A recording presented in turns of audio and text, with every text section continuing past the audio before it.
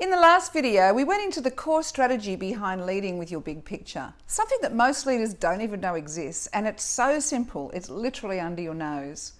You saw how to build excitement and commitment for your vision and have time to work on the big rocks like strategy and innovation. I hope you enjoyed the insight into your big picture and how it uses the power of your limbic brain to stay energized in the face of change and disruption. And we're just getting started.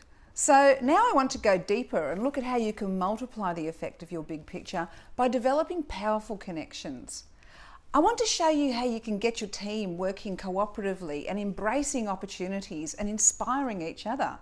This is a big one that comes up time and time again with my clients as they need to woo their teams out of the comfort zone that is their silos. In the last video, I promised to tell you how I went from being laughed out of boardrooms to leading my industry. And this is all about being visible and developing a network of raving fans that will help you to bring your vision to life. If you missed the first video, you need to go back and check it out because it guides you through the core elements of building your big picture. For all of you that did see the first video and left comments, I want to say a huge thank you because it's a daunting task putting these videos together, and I really want to make sure that they're of value. So your questions and your feedback are priceless to me. I want to feel like that we're having a conversation and that I know what's going on at your side of the screen, how you think that it might work for you. I'm Trish Shilton, and for the past 16 years I've been helping leaders to energise and inspire their teams, and over this time I've worked out that the most successful leaders have one simple thing in common, and that is that they lead with their big picture, which inspires trust and loyalty and powerful connections. I'd like to share a story with you about two connections that completely changed my career. It was going back 16 years ago when I was doing training programs with managers and their teams, and I would always ask the manager, what do you think's possible? What's the vision? What are you passionate about for this team?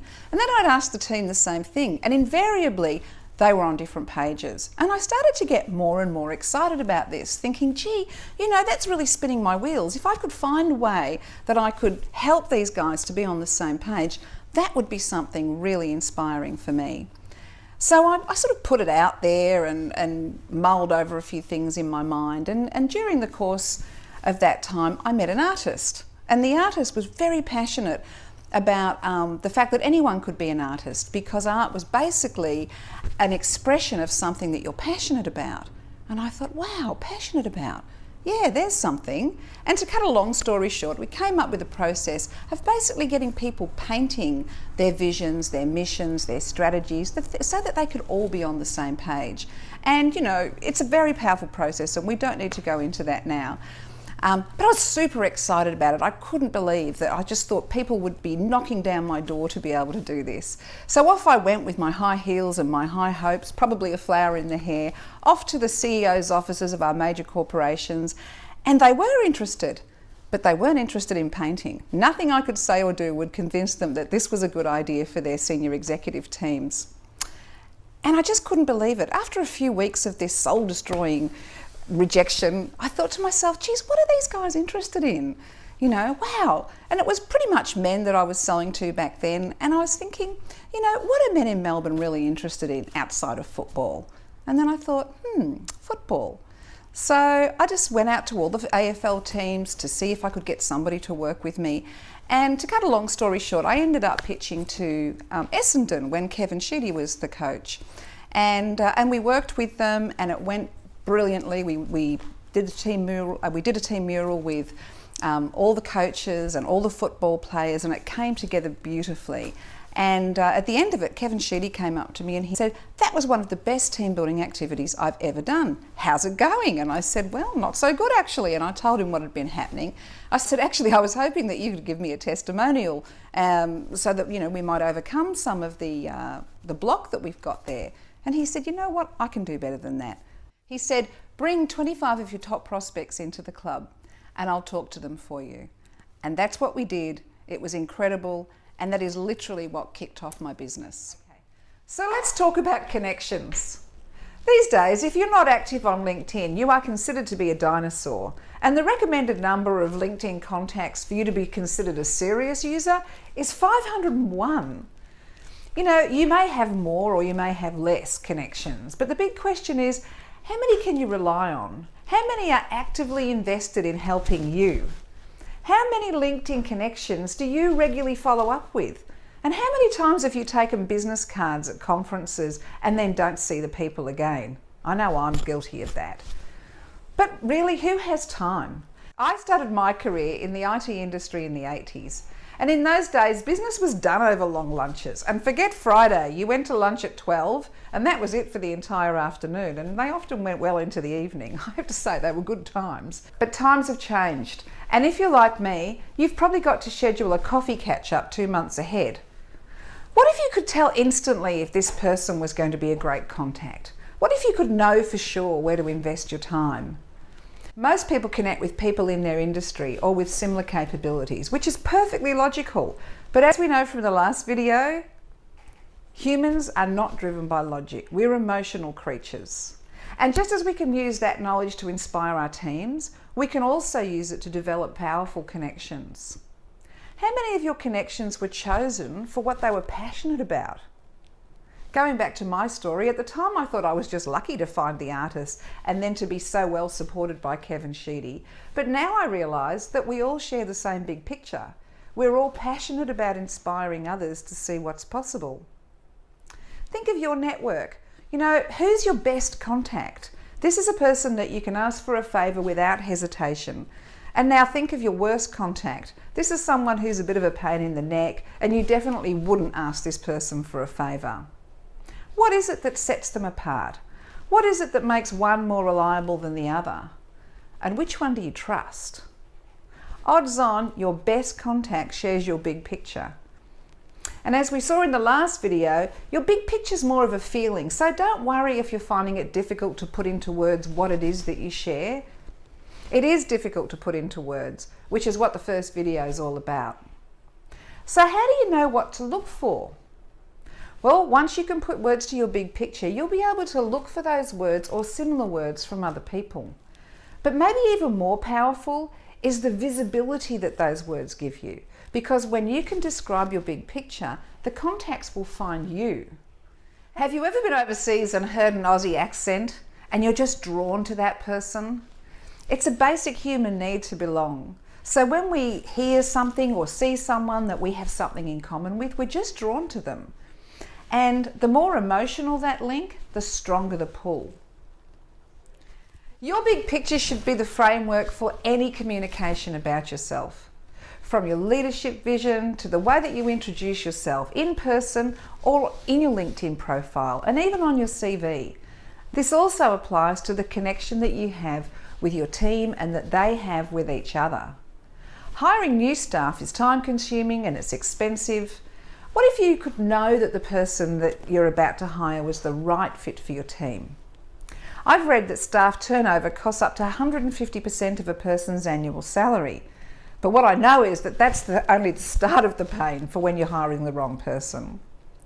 Think for a minute about your best team member, your go-to person, the person that you can most rely on. You know, this person energizes you and they're probably the person that you spend the least time managing. Now think of the person that takes up most of your time. This person saps your energy and you feel like you're literally dragging them along. You'll find that your best team member shares your passion, sees the opportunity that you see. They share your big picture. And again, at the moment, it's going to be hard to put that into words, so make sure you go back and watch that first video. The weak link in your team won't share your big picture. It's as simple as that. And no matter how hard you try, you'll never convince them. They'll say they understand, they'll commit to act, but then they just keep on dropping the ball. Now, I'm not advising you to go out and eliminate everybody on the team that doesn't share your big picture. But you will know where to invest your energy, because in most cases, it's opposite to what you're doing now. And when you do get the opportunity to recruit a new team member, you'll be able to choose the people that do share your big picture. And this is easily done by adding 1 or 2 relevant interview questions in line with your big picture. You know, then you can develop a short list of people that share your big picture, and from that short list you can start looking at the technical capabilities.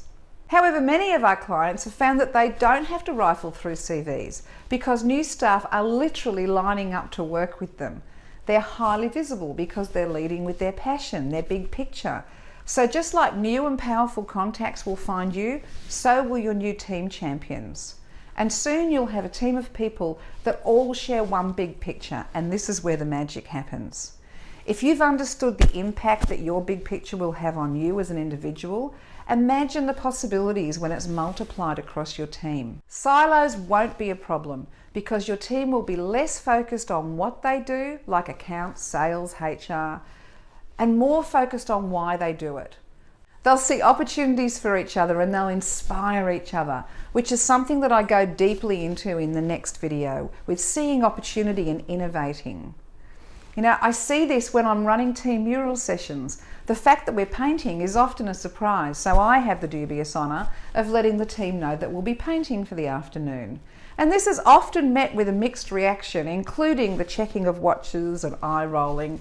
To say that many of the audience aren't on board would be an understatement. Yet it's always these people that get so into it that they won't put their brushes down at the end of the session. And the secret behind this is that during the process, I ask them to share what they're excited about. And they develop ideas to bring something to life, to bring a vision, a strategy, or a value to life. And suddenly, any incompatibilities are dropped. The team are working to their strengths, helping and advising each other, and getting really creative. They're willing to do anything to see this idea through. Yes, even paint. As a leader in the world today, no matter what your industry, you need to see opportunity, you need to get creative and innovate. Oh no, I'm not telling you anything there. This is top of mind for every one of my clients. And I'm beside myself because leading with your big picture is the key to this. I don't believe that some people are creative and others aren't.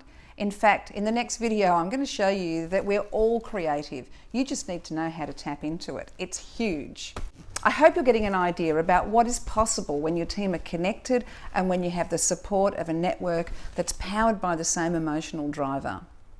If you didn't see the first video, make sure you check it out because what we've covered today will make a lot more sense.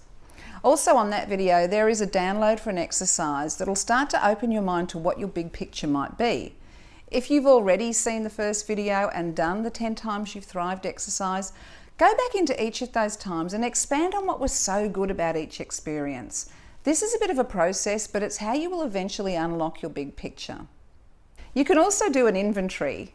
Look at your best contacts, your best team members, your best friends, your partner.